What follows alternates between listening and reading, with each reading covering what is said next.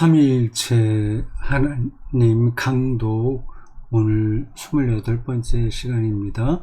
새로운 단락이 시작합니다. B 해서 이런 소제목이 붙었습니다. 삼위일체 관계, 삼위일체 관계, 아버지 아들, 아버지 영, 아들 영, 이런 관계요. 삼위일체 관계의 구체적인 형태들로서의 아버지, 아들, 영의 상호, 자기 구분 이렇게 됐습니다.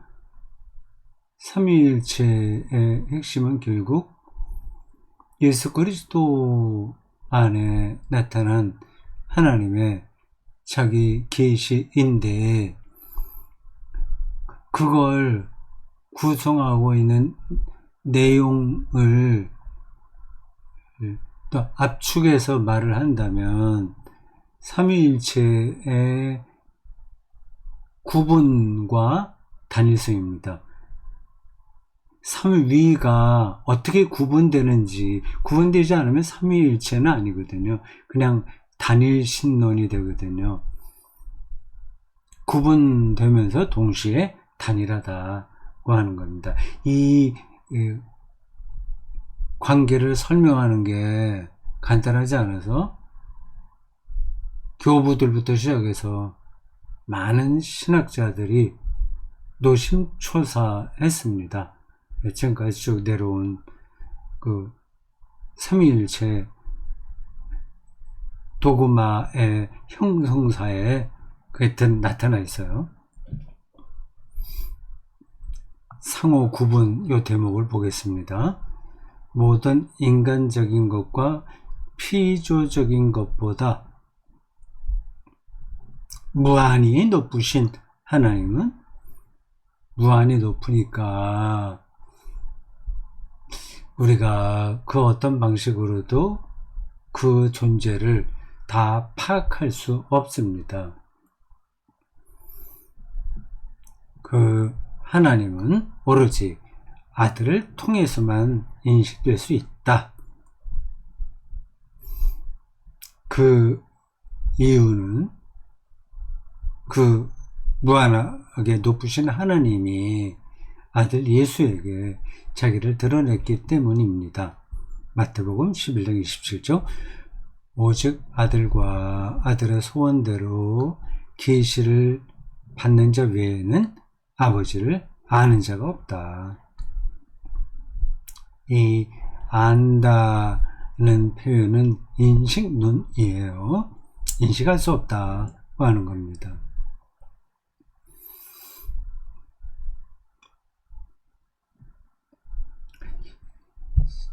생물학이나 물리학도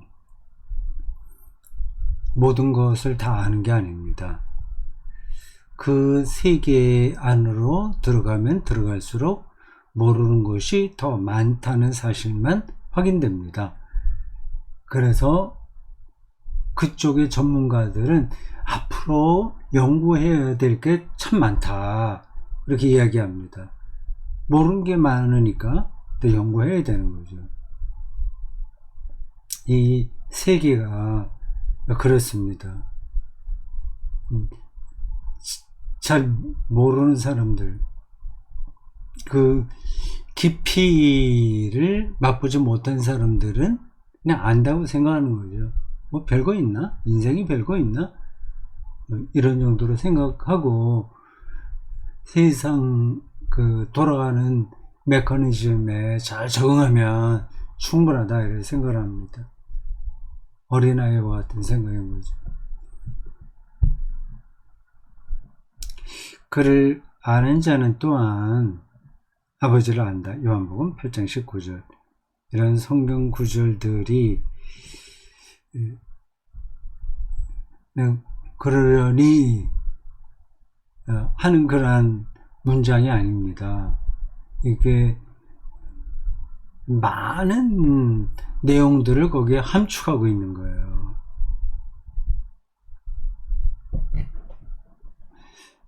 왜냐하면 그는 아버지께로 가는 길이기 때문이다.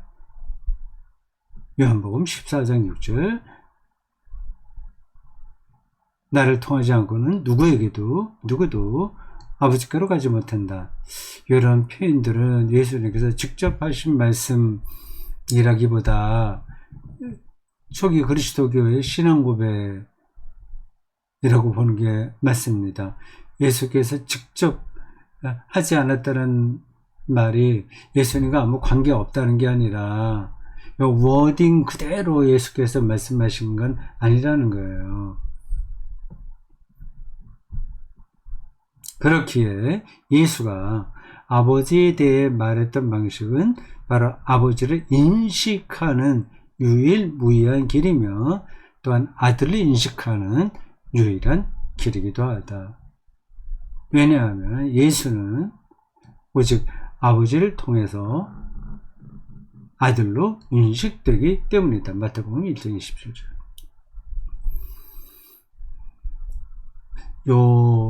이런 설명이 그리스도론의 핵심입니다.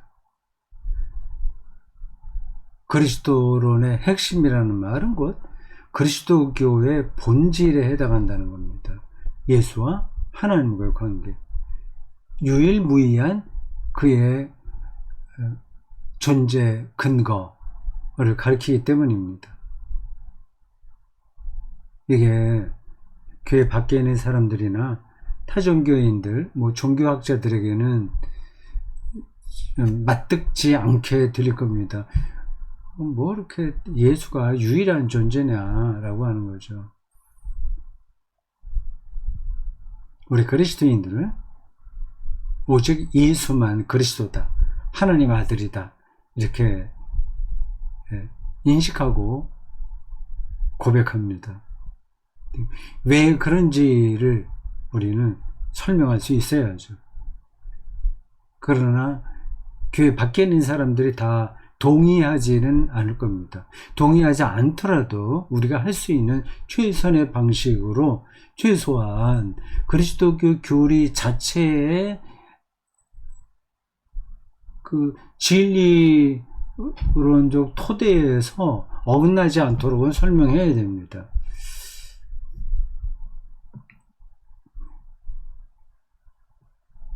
예수와 아버지와의 관계예요. 삼위일체론의 출발점이기도 합니다.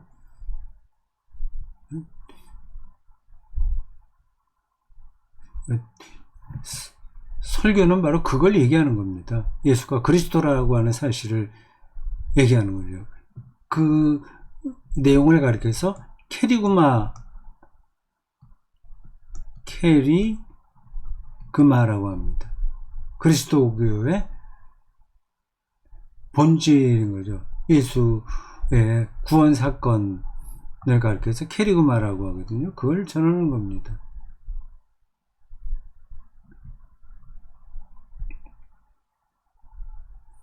아버지에 대한 예수의 언급은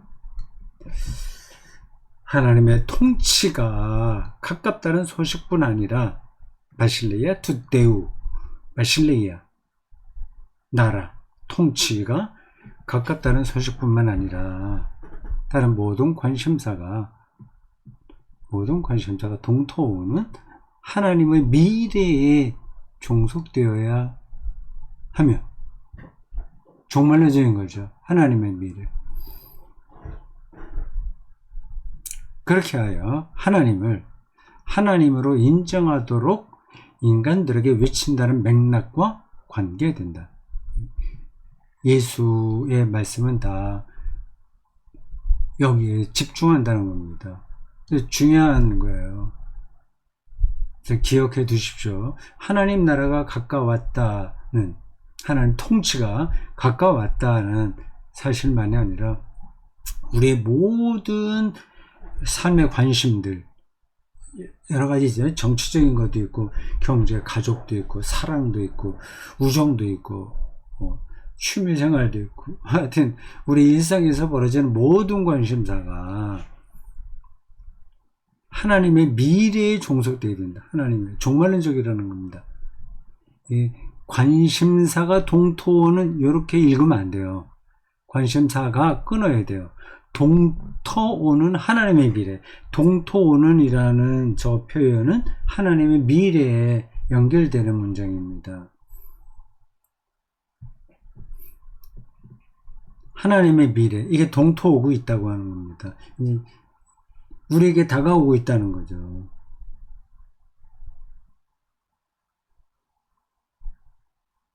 그러니까 그 하나님으로 인정하도록만 하도록 하는 게 바로 예수님의 모든 말씀이 향하고 있는 그 근거입니다.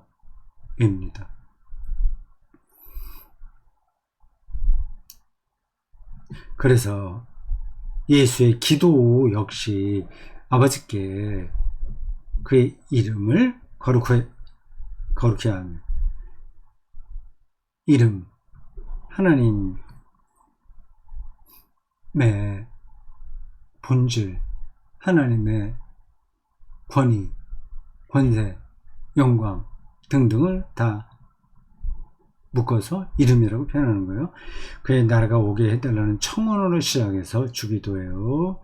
그의 뜻이 하늘에 숨겨진 것이 이루어지듯이 땅에서도 이루어지길 간구한다. 하늘에서 같이 땅에서도 이루어지기를 바랍니다. 그렇기에 하나님의 이름이 우리에게도 거룩해지면 하나님의 미래가 우리의 삶을 사로잡는 거예요. 그게 거룩해진다는 뜻이에요.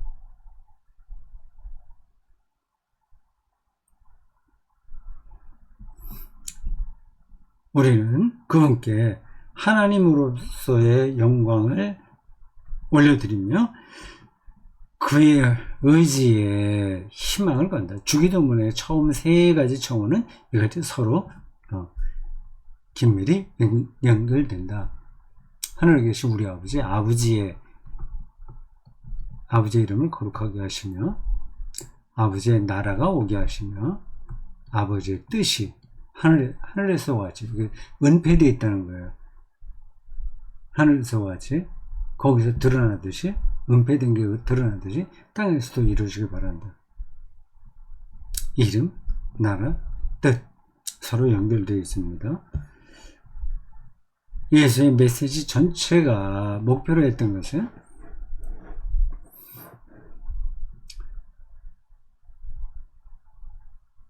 사람들이 하나님의 통치, 바실레이야, 예, 영광을 돌려드림으로써 아버지의 이름이 인간들 사이에 거룩해지는 것이다.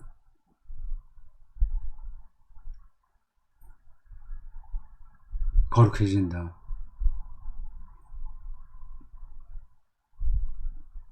그게 무슨 뜻인지 전달이 되죠? 모양이 달라진다는 거예요. 거룩한 빛. 그게 은유로서 그렇게 표현할 수 있긴 합니다. 거룩하다는 말은 그 단어로 본다면 구별되어 있다는 겁니다. 구별된다. 하기오스, 구별된다. 거기에는 정치적 모략, 권모술수, 경제적 이해타사 이런 게 개입 안 되는 거죠. 예수의 다른 선포, 특히 구원 선포는 그 목표로부터 나온 것이었다. 이 문제는 나중에 좀 더 논의할 것이다. 지금 삼위일체를 이야기하는 과정에서 예수의 메시지 핵심이 뭐냐를 언급하고 있어요. 이게 다 연결된다는 겁니다. 아버지의 이름, 아버지의 나라, 아버지의 뜻, 이걸 사실 메시지의 목표를 삼은 거잖아요. 여기서 우선 중요한 것은 예수의 파송이 보내심을 받은 것, 온전히 아버지와 그분의 통치의 영광에 봉사하기 위한 것이었다는 사실이다. 오직 하나님 나라, 통도는 하나님의 미래에만 예수는 자신의 삶을 그리고 자신의 운명을 다 맡긴 거예요. 공간복음의 예수 전승으로부터 기되는 이러한 내용은 요한복음에 있는 예수의 제사장적 기도 속에서 다음과 같이 적절하게 요약된다. 그 공간복음하고 요한복음 그것도 설명 제가 하지 않아도 되죠. 대제사장적 기도 요한복음 17장 4절 예수께서 내게 하라고 주신 일을 내가 이루어 아버지를 이 세상에서 영화롭게 하였사오니 사람들 사이에서 아버지의 통치를 이런 나라를 우리도 기다리고 있잖아요. 이 사람 사이에서 하나님의 통치가 실현되기를 바라지 않습니까?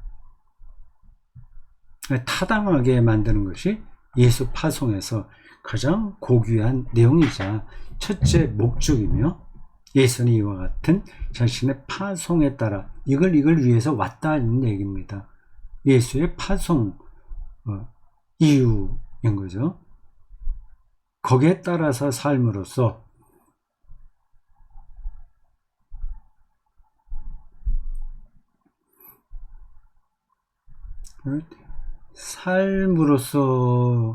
요 단어가 문법적으로 맞는지 모르겠습니다. 삶은 이게 명사인데 삶으로서 살았다는 그런 뜻이잖아요. 삶으로서 지나가겠습니다. 자신을 아들로 즉 아버지의 의지 뜻이죠. 뜻 아버지의 뜻이라고 하는 게 맞는데 지금 주기도 쭉 얘기했잖아요. 그 맥락에서 볼 때 아버지의 뜻이 하늘에서 같이 땅에서도 이루어지길 바란다고 하는 말을 언급했으니까 여기서도 아버지의 뜻에 봉사하는 아들로 증명한다. 아들 칭호는 하나님의 아들이라는 그 칭호는 아버지에 대한 예수의 메시지의 반응이며 하나님의 아빠 아버지라고 불렀으니까 그는 하나님의 아들이다는 답이 나오는 거죠. 그 반응인 거죠. 그 메시지의 내용으로부터 예수 자신의 고유한 위격을 떠올리게 하는 반응이다. 164 각주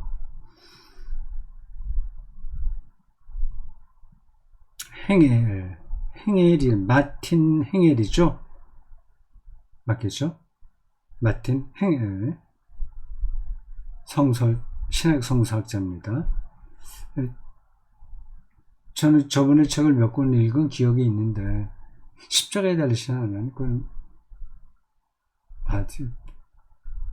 십자가에 달리신 하나님이라고 하는 제목으로는 몰트만이 썼고 하여튼 십자가와 연관된 어떤 그 제목의 책이 행엘이 썼거든요. 이 행엘이라고 발음하는지 행겔이라고 하는지 애매하네요. 행엘이라고 보통 많이 합니다. 부활 이후의 공동체. 그렇다면 부활 이전의 공동체도 있었다는 거 아니겠어요? 예수의 하나님의 아들 되심을 그분의 죽은 자들로부터의 부활로 소급시켰다. 이것은 그의 부활 이전의 사역을 하나님께서 확증하신다는 의미였다. 다른 측면에서 예수의 세례는 그의 하나님의 아들 되심의 선언이라는 의미로 전승되었다. 예수의 탄생이 있고요. 세례가 있고요. 십자가 죽음이 있고요. 부활이 있습니다. 하나 더 나가게 되면 재림까지 가야 되겠죠. 그게 서로 맞물려 있어요. 서로게 소급돼서 설명되기도 합니다. 부활의 빛에서 볼 때 예수의 탄생과 예수의 세례가 어떤 의미가 있는지가 확연하게 드러나는 거죠.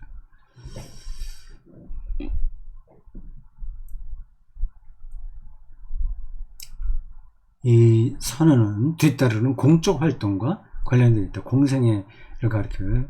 그런 모든 경우에서 아들 칭호는 다가오는 아버지의 나라에 대한 예수의 메시지와 관련된 예수 자신의 사역들과 연관된다. 이러한 표현들이 일반적인 교회 생활에서는 잘 듣지 못하던 것들이죠. 신학적인 표현들입니다. 그래서 일반 신자들의 신학책 읽기를 어려워하는 것 같습니다. 일반 신자들만 아니라 신학생들도 신학책 읽기를 힘들어하고요. 목회 현장에 아예 들어가 버린 목사들은 신학책 읽기를 더 어려워합니다. 지금 제가 읽은 요 행헬의 이 이야기들이 우리 신앙생활을 하는데 별로 딱 맞아 떨어지는 건 아니잖아요. 저런 것들을 별로 생각하지 않잖아요. 우리가 어떻게 기도할 건가, 어떻게 교회 봉사할 건가, 우리가 어떻게 세계 선교에 나설 것인가, 이런 것만 생각하잖아요. 하나의 열매입니다. 기도하고 선교하고 교회 봉사하고 하나의 열매인데, 열매를 말하기 전에 아니면 열매와 더불어서 같이 나무를 이야기해야 되잖아요. 나무가 좋아야 되잖아요. 지금 이 신학적인 이런 표현들은 이제 비유적으로 기독교 신앙의 나무에 대한 겁니다. 그걸 알아야 열매가 어떤지도 아는 거죠.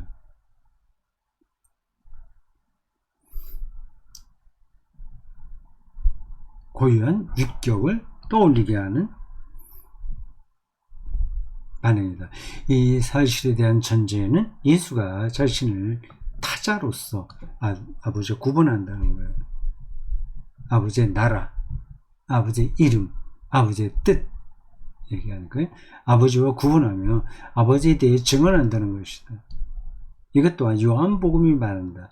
요한복음에서 그리스도는 말씀하신다. 아버지는 나보다 더 크시다. 요한복음 14장 28절. 그리스도 자신의 말은 내 말이 아니요 나를 보내신 아버지의 말씀이시다.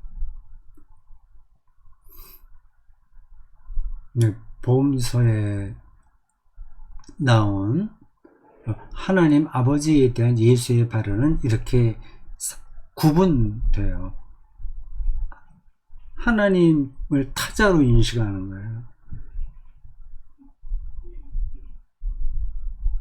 물론 어떤 단락에서는 하나다 그것도 얘기가 되긴 하지만 그거는 이 구분된다고 하는 것을 전제하는 표현입니다. 그래서 요한은 공관복음서의 전승에서도 발견되는 내용을 부각시킨다. 예수는 선한 선생이라는 호칭을 거부하면서 한 분 하나님을 제외하고는 누구도 선하지 않다고 했는데 마가복음 10장 18절 구분하는 거죠. 여기서 그는 자신을 하나님과 구분하고 있으며 자신을 피조물로서 하나님께 종속시키고 있다. 그러니까 예수가 삼위일체의 구도에서 하나님과 본질이 같다는 말은 모든 것이 같다는 뜻이 아닌 거예요. 자기는 피조물이라는 사실을 인정합니다.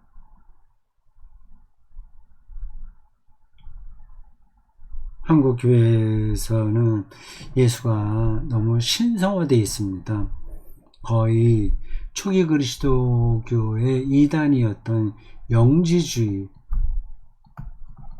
영지주의와 그 맥락을 같이 하고 있습니다.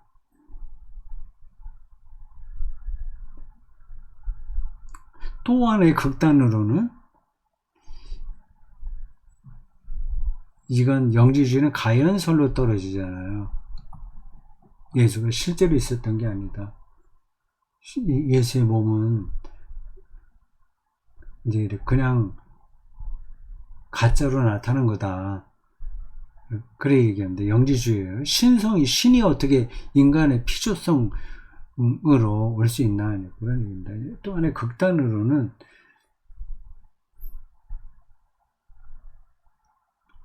예수의 신성을 부정하는 게 있었죠. 그 단어가 왜 생각이 안 나죠? 그것도 이단이었습니다.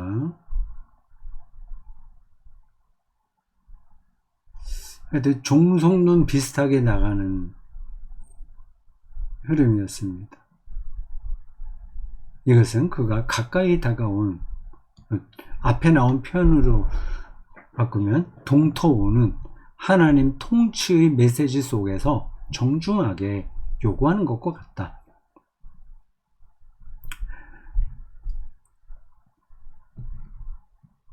아버지에 대한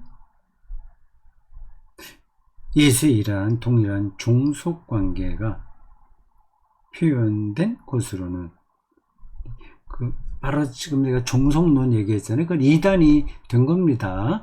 내가 그게 종속관계라고 표현되어 있는 거를 그 종속론으로 보면 안 돼요. 제가 구분됐다고 얘기하는 거죠. 그래서 이 번역이 적절한지 모르겠습니다. 이런 동일한 종속관계가 표현된 것. 아버지만 선하시다. 하나님만 모든 것을 아신다. 그런 표현들이요.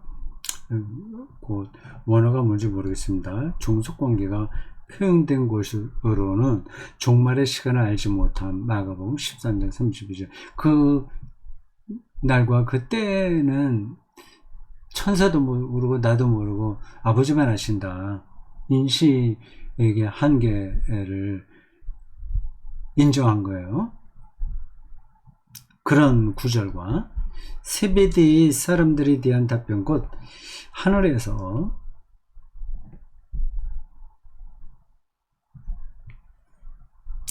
하늘나라에서 하나님의 좌우편 상석을 줄 권한이, 그 하나님 나라가 오면 한 사람 오른편 한 사람 왼편에 앉혀달라고 하는 요구가 있었잖아요. 공간복음에요. 그게 그 어머니가 그렇게 말한 걸로 나오기도 하고, 직접 본인들이 말한 걸로 나오는 데도 있을까요? 좌우편 상석을 줄 권한이 자신에게 없다는 답변. 요게 하나고, 요게 두 번째고, 그리고 마지막으로 겟세마네 기도에서 자신의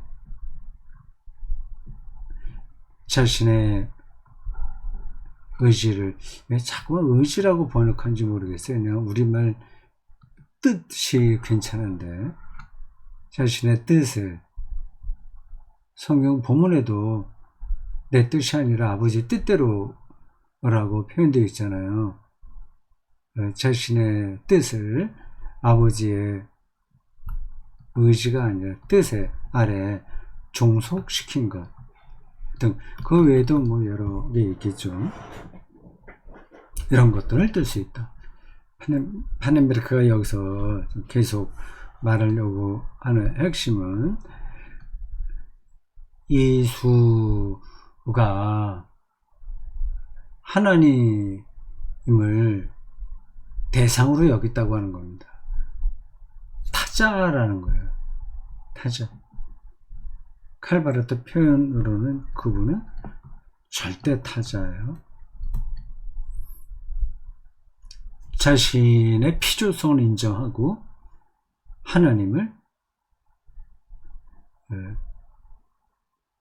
타자로 고백하면서 그분에게만 절대성을 부여하는 예수의 메시지와 그의 실천이 공간복음에 오롯이 담겨 있다 하는 것을 쭉 하는 설명한 겁니다. 네, 여기 28번 여기까지 하겠습니다.